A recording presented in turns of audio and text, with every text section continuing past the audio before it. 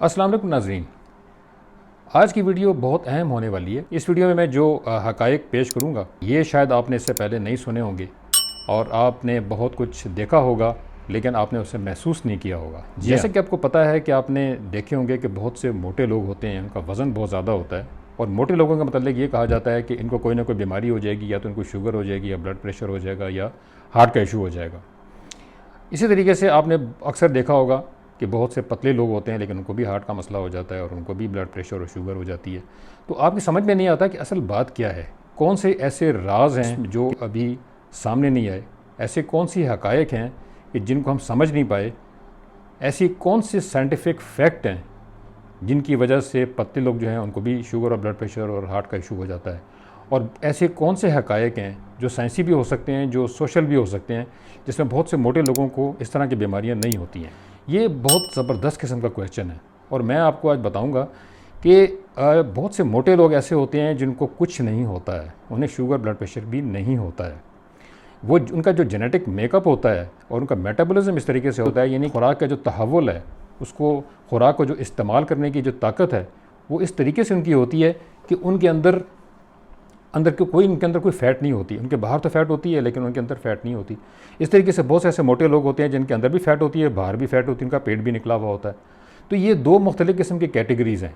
एक वो कैटेगरी पतले लोगों की है जिसमें फिर दो किस्म के लोग आते हैं। एक वो जिन्हें तमाम बीमारियाँ, ख़ास तौर पर दिल के अमराज, शुगर, ब्लड प्रेशर और फालिज भी हो सकता है, और ऐसे बहुत से पतले अफराद होते हैं जिनका पेट भी बढ़ जाता है लेकिन उन्हें नुकसान नहीं होता।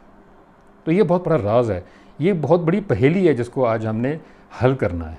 जिसमें होता ये है, ये बड़ी आसान सी चीज़ें हैं। मैं सबसे पहले आपको बताऊंगा कि मोटे लोगों में ऐसे कौन से मसाइल होते हैं, ऐसी कौन सी वजूहात होती हैं कि जिसकी वजह से उनको ये मसाइल होते हैं। उनको हार्ट का मसला भी हो सकता है, उनको ब्लड प्रेशर और शुगर भी हो सकती है, और पतले लोगों में भी ऐसा हो जाता है। बाज़ पतले लोग ऐसे होते हैं कि जिनको शुगर भी हो जाती है, ब्लड प्रेशर भी हो जाती है। तो इसकी क्या वजूहात है? इस तरीके से कुछ मोटे लोगों में ऐसा नहीं होता और कुछ पतले लोगों में भी ऐसा नहीं होता। तो इसकी दो बड़ी कैटेगरीज़ हैं।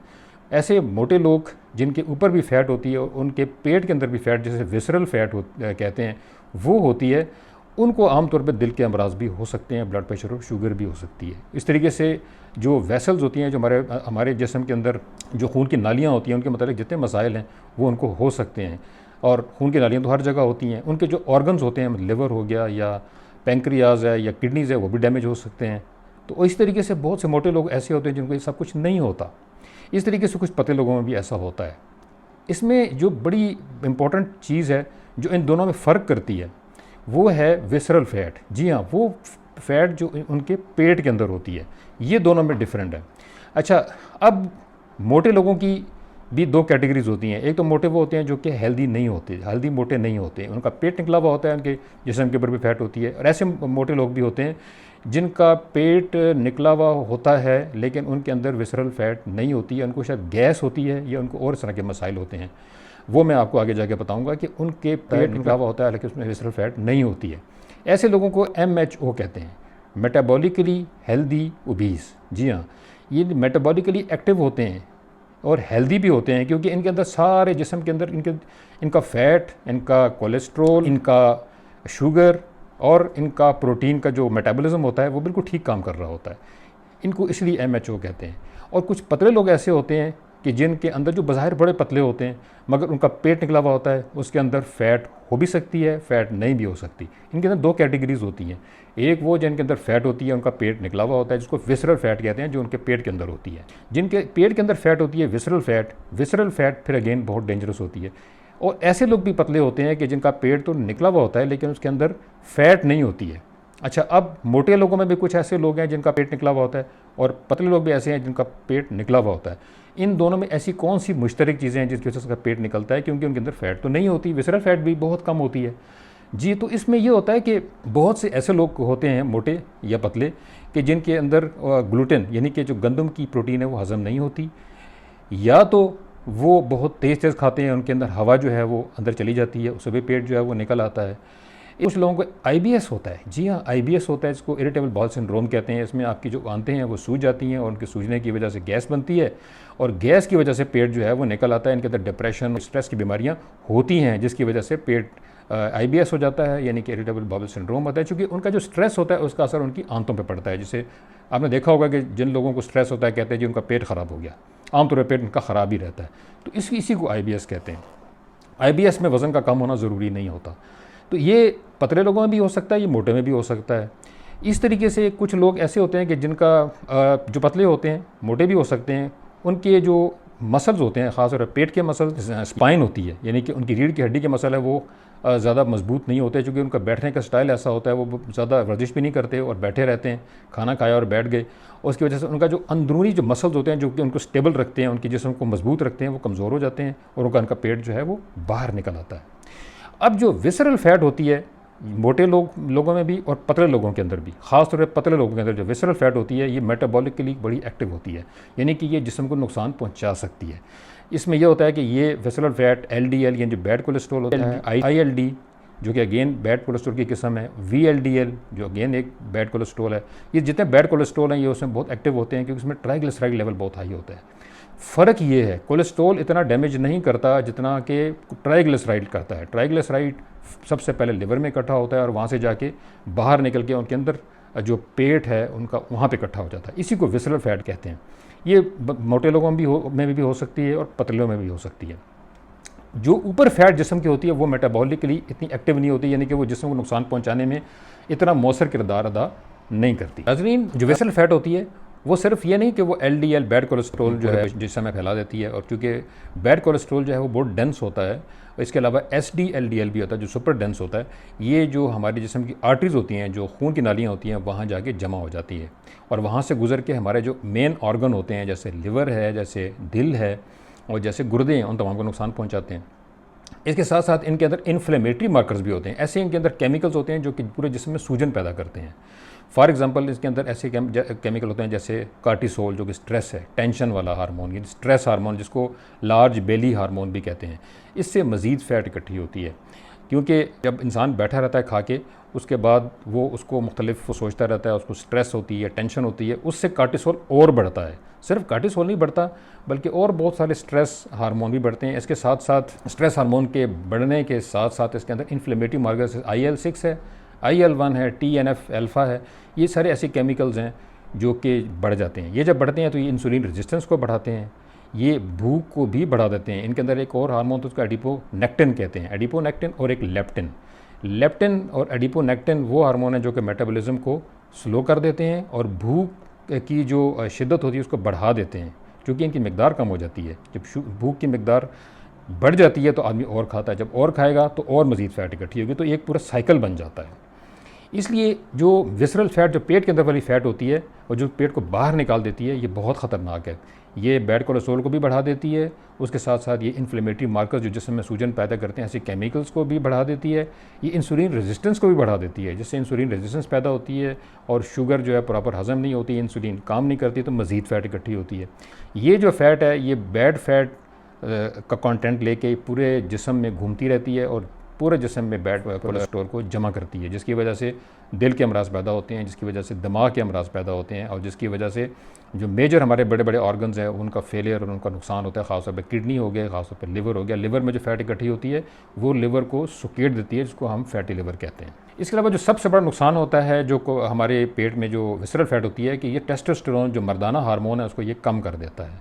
इसके अलावा जो थायराइड हार्मोन होता है उनको भी कम करता है। जब थायराइड हार्मोन कम होता है तो उससे मेटाबॉलिज्म स्लो हो जाता है, और टेस्टोस्टेरोन जब कम होता है तो फैट और इकट्ठी होती है और मसल मास भी कम हो जाता है। इसके साथ साथ ईस्ट्रोजन बढ़ जाता है, ज़नाना हार्मोन मर्दों में बढ़ जाता है, जिसके फिर अपने बहुत सारे मसाइल पैदा हो जाते हैं। तो ऐसा भी होता है कि पेट बढ़ने की, जैसे मैंने बहुत सारी वजूहत बताई हैं कि गैस इकट्ठी हो जाती है, गंदम के हज़म ना होने से भी मसले पैदा होते हैं, उससे भी गैस पैदा होती है और पेट बड़ा हो जाता है।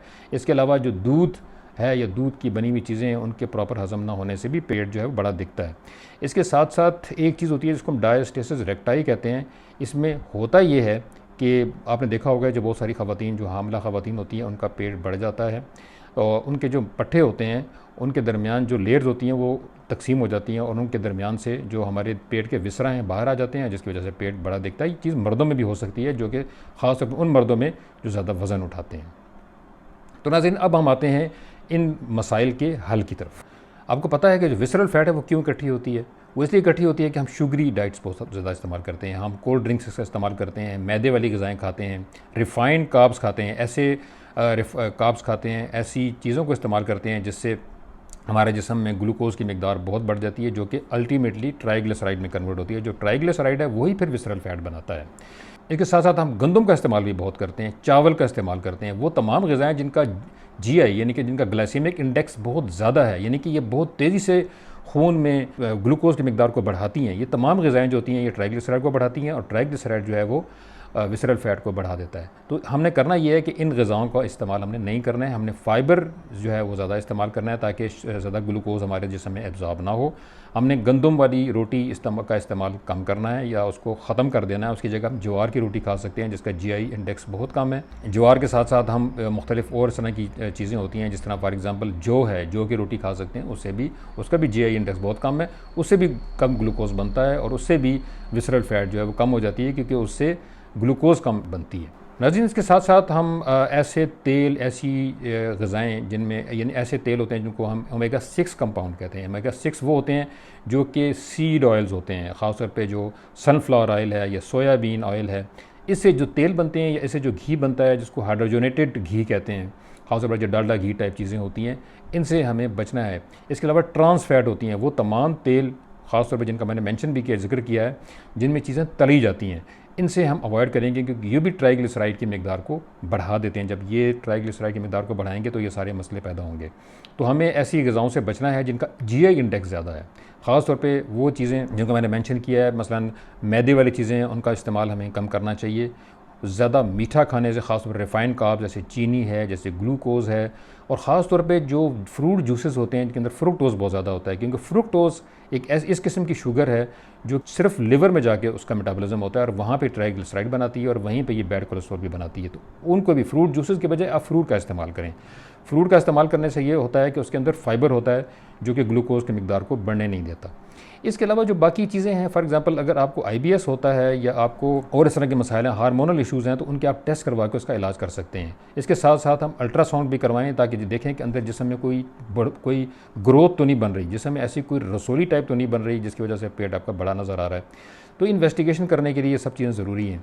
आगे जाके वो तमाम चीज़ें जो विसरल फैट की वजह से पेट को नहीं बढ़ाती, वो भी जाके आइंदा जाके मसले पैदा कर सकती हैं, क्योंकि उससे भी मेटाबॉलिज्म स्लो होता है। जब मेटाबॉलिज्म स्लो होता है तो अल्टीमेटली विसरल फैट बढ़नी शुरू हो जाती है।